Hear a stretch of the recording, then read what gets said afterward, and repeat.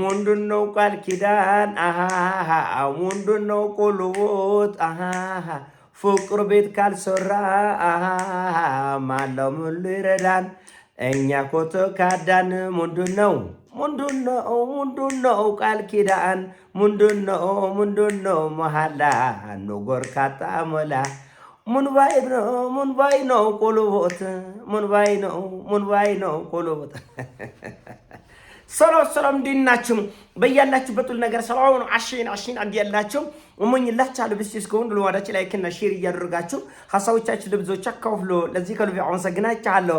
መግቢያ ላይ የሰማችሁት ሙዚቃ ሰሞኑን ደቡብ ኮሪያ እና ኦማን እየዘፈኑት ያሉት ነው። እንግዲህ ሰሜን ኮሪያ ኦማንና ዩክሬን ጭምር ይሄን ዘፈን የዘፈኑት ከአሜሪካ ጋር እጅግ በጣም ጥብቅ የሆነ ስምምነትና ንግግር ለዘመናት የነበራቸው ሀገራት ቢሆንም ድንገት የተከዱ ናቸው። ዩክሬን ድንገት ነው የተከዳቸው። እኛ ጋር ሁሉ እንወጣልሻለን፣ አብረን እንወድቃለን፣ አብረን እንሞታለን፣ አብረን ደማችን እናፈሳለን ብለው እዚህ ጦርነት ውስጥ ዩክሬንን ካስገቡ በኋላ ዩክሬን እንደ አመድ እየነደደች እየጠፋች ወደ አመድነት እየተቆየረች ነው።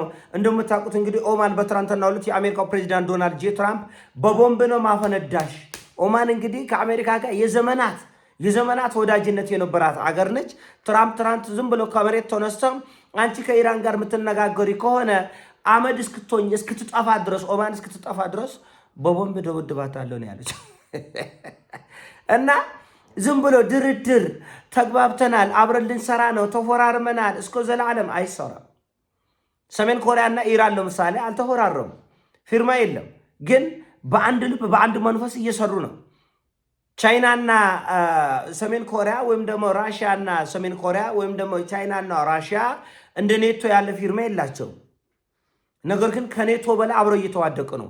ኔቶ ለምሳሌ በዚህ ቁርጥ ቀን አሜሪካን ከርቶ እኔ ነፍስዬን ባቆይ ይሻለኛል፣ እኔ ከኢራን ጋር አታነካክኝ እዚህ ውስጥ የለበትም ማለት ኔቶ። አስቡ። ፊርማው ግን እንደዛ አይደለም። አሜሪካን የነካ ኔቶን ነካ፣ ኔቶን የነካ አሜሪካን ነካ ተብሎ ነው የተፈረመው። እና ምንድነው ቃል ኪዳን ምንድነው መሐላ? እኛ ካጧን መላ ነው ነገር እና ራሽያና ሰሜን ኮሪያ እንደ ኔቶ ያለ ወይም ደግሞ ሰሞኑን እንደ ሱኒ ጥምረት ቱርክ፣ ሳውዲ አረቢያና ፓኪስታን እንደፈረሙት ያለ ፊርማ የለም። ነገር ግን ሰሜን ኮሪያ 60,000 ወታደሮቿን ለራሽያ ሰጥታለች። 60,000 ወታደሮች ተመልከቱ። ዩክሬን ይሄ ሁሉ እየነደደች፣ ይሄ ሁሉ እየወደመች፣ ይሄ ሁሉ ውርጅብኝ፣ ይሄ ሁሉ በላዓ የራሽያ የተራቀቁ ሚሳኤሎችና የጦር መሳሪያዎች መሞከሪያ ሜዳ ነው የሆነችው ዩክሬን። አውሮፓ ግን 60 ወታደር አላክም። 60 ሰሜን ኮሪያ ለራሽያ 60,000 ስትልክ፣ አውሮፓ ግን ለዩክሬን 60 ወታደር አላክም። አሜሪካ ግሪንላንድን እወራለሁ ስትል የአውሮፓ ህብረት 50 ሰው ነው የላከው። 50 ሰው ከፍርሃታቸው የተነሳ ግሪንላንድን እንዲጠብቅ ለዴንማርክ 50 ወታደር። ምንድነው ታዲያ ፊርማ ምናምን ድርድር አብረን እንሰራለን ንግግር በሐሳውያን በውሸታሞች መካከል የሚደረግ ድርድር የትም አይሄድም። ትናንትና እኔ እኮ ሰሜን ኮሪያ እኮ ጠላቴ አይደለችም በጣም ምርጥ አገር እኮ ነች አለ ትራምፕ። በእርግጥ ትራምፕ እቺን ያለበት ምክንያት ሰሜን ኮሪያ በኢራን ጦርነት የምታደርገውን ተሳትፎ ለማቀዛቀዝ ተፈልጎ ነው። ደቡብ ኮሪያን ለመካድ ተፈልጎም አልነበረም። ነገር ግን በተግባር ደግሞ ደቡብ ኮሪያ ወዳጅ አልባ ሁና ብቻዋን ወደ መቆም እየሄደች ነው።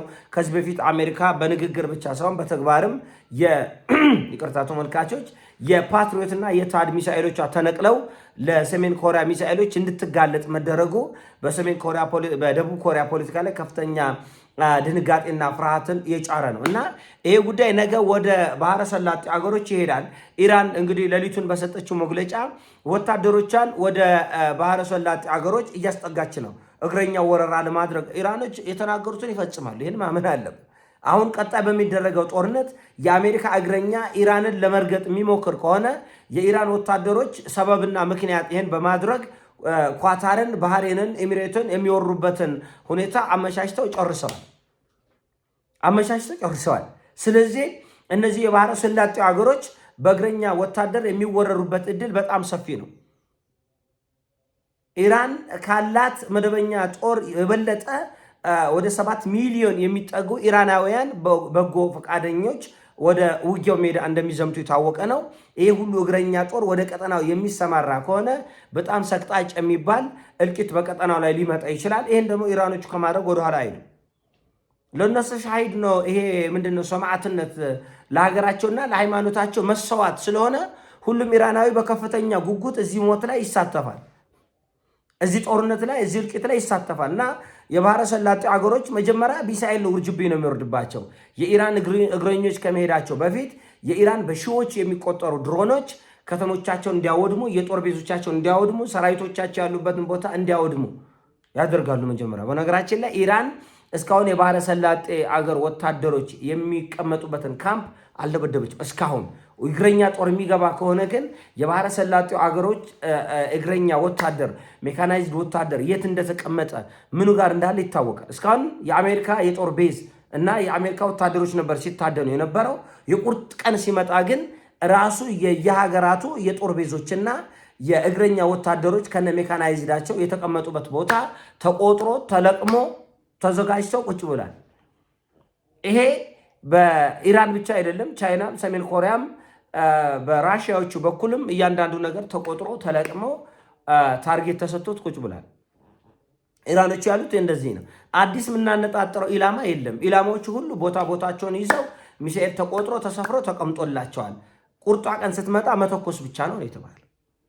ስለዚህ መጀመሪያ የሚሳኤልና የድሮን ውርጅብኝ ይወርዳል። ቀጥሎ የጦር ጄቶች ባለው በተቻለ ያክል ዛና ያህል ይወርዳል።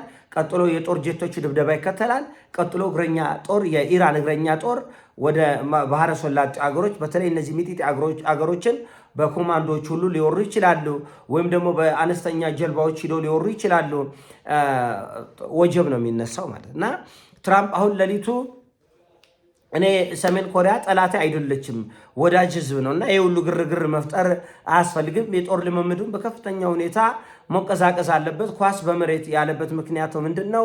ሰሜን ኮሪያ በኢራንና በራሽያ ላይ እያደረገችው ያለው ከፍተኛ አስተዋጽኦና ድጋፍ፣ እርዳታ ትራምፕ የሆነ ማቆሚያ መንገድ እንደሚያስፈልግ አውቀዋል። ሰውየው እብድ ነው፣ ምህረት የለሽ ነው፣ ማንንም አይነካም፣ ከነካው ደግሞ አይለቅህም ደን እዚህኛ ሀገር አንዳንድ ጋዜጠኞችም ዝም ብሎ የቢቢሲ ፕሮፓጋንዳ የሲኤንኤን ፕሮፓጋንዳ ይዘው ይመጣሉ። ሰሜን ኮሪያኖች ማንንም አይተነኩሱም።